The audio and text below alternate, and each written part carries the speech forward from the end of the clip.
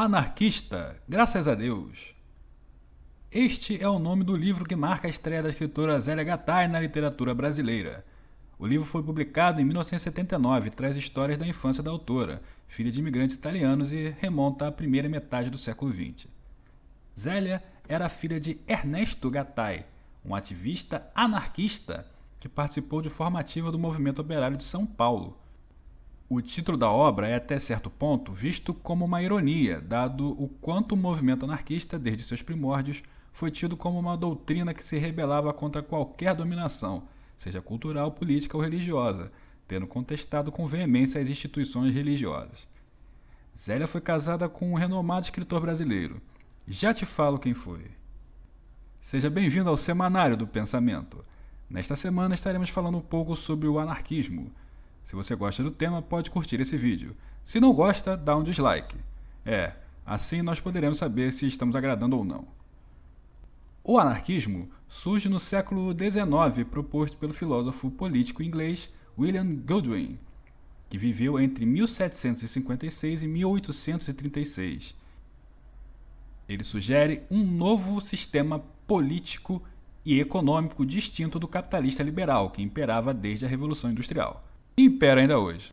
Godwin era um utilitarista, ou seja, defendia uma teoria consequencialista que afirma que a ação é boa quando tende a promover a felicidade e é má quando tende a promover o oposto, tratando-se de uma moral eudemonista que defende a plena liberdade. Mas foi com o alvorecer do movimento operário do século XIX e com a forte influência que o marxismo exerceu sobre ele que o anarquismo se desenvolveu plenamente e ganhou seus principais pensadores, Mikhail Bakunin e Pierre-Joseph Proudhon.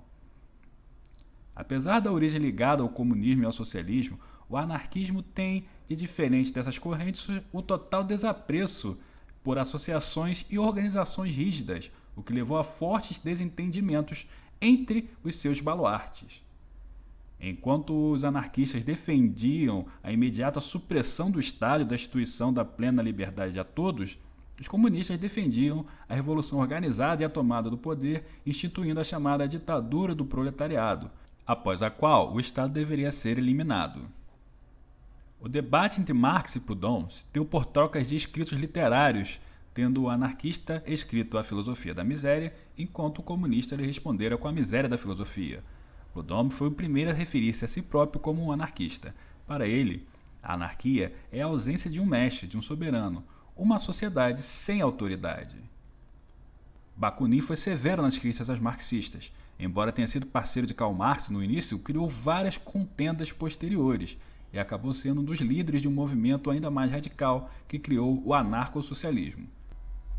Para ele, todas as formas de governo levariam à opressão e, sobre os marxistas, chegou a afirmar a seguinte frase: eles defendem que nada além de uma ditadura, no caso a ditadura deles, é claro, pode criar o desejo das pessoas, enquanto a nossa resposta para isso é: nenhuma ditadura pode ter qualquer outro objetivo para além de sua autoperpetuação. Ela pode apenas levar à escravidão o povo que a tolera. A liberdade só pode ser conseguida através da liberdade, isto é, por uma rebelião universal de parte das pessoas e organização livre das multidões de trabalhadores de baixo para cima.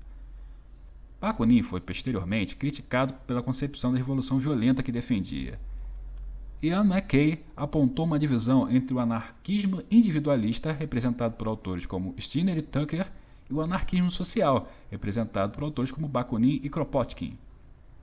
Haveria para ele duas correntes maiores de anarquismos, aquela relativa à estratégia, com os primeiros priorizando a educação e a propagação e os segundos priorizando as intervenções econômicas e políticas na busca de uma revolução, e aquelas relativas à economia de uma possível sociedade futura baseada nos princípios libertários.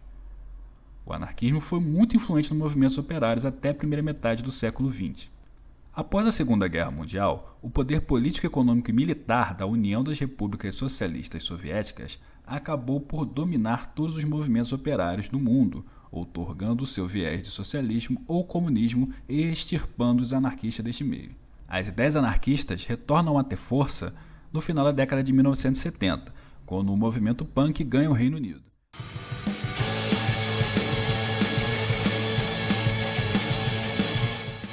Embora nem todo punk seja necessariamente anarquista, a ideologia foi propagada e defendida por muitos seguidores deste movimento, que aliou uma estética chocante com uma estrutura musical baseada em agressividade com temáticas contestadoras.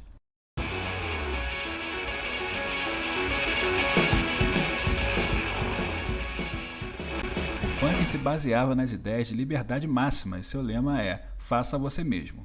O pensamento anarquista tem um papel importante na cultura punk, assim como o punk teve uma influência significativa no anarquismo contemporâneo. A maior influência literária do período talvez tenha sido Giovanni Baldelli, escritor italiano que publicou suas obras nos Estados Unidos e na Inglaterra no início da década de 70. No campo político-econômico, se convencionou aceitar uma corrente chamada anarcocapitalismo, que seria uma radicalização do liberalismo econômico e do neoliberalismo. Essa corrente defende o fim do Estado político e o livre mercado com a continuidade da propriedade privada. Aqui, poderíamos colocar em discussão se essa doutrina pode ser incluída no meio do anarquismo, uma vez que esta teoria defende o fim de qualquer organização, estratificação ou hierarquia. No capitalismo, com a propriedade privada, a hierarquia se dá necessariamente pelo capital. Há a possibilidade de juntar ambas as ideias em uma só, sem que se crie uma contradição? Comente abaixo, com respeito aos coleguinhas, sua resposta pode ajudar a todos nós e todo o nosso entendimento sobre o termo. Bem, há outro conjunto de ideias que por vezes se mistura e se confunde com o anarquismo, chamado libertarianismo ou libertarismo, que vem do inglês libertarian. Esta é uma filosofia política e um movimento que defende a liberdade como um princípio central. Os libertários compartilham um ceticismo em relação à autoridade do Estado, mas divergem no escopo da sua oposição aos sistemas políticos e econômicos. Por fim, não podemos deixar de falar da forma pejorativa como o termo anarquia é tratado hoje. A anarquia vem do grego e significa uma sociedade ou um povo sem Estado ou sem governo, ou sem autoridade até.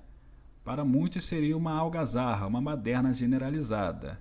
E de acordo com o que estudamos até aqui, talvez até que essa definição possa ser aceita. Quem sabe não seria o anarquismo um estágio elevado que ainda temos muito chão para percorrer antes de alcançar?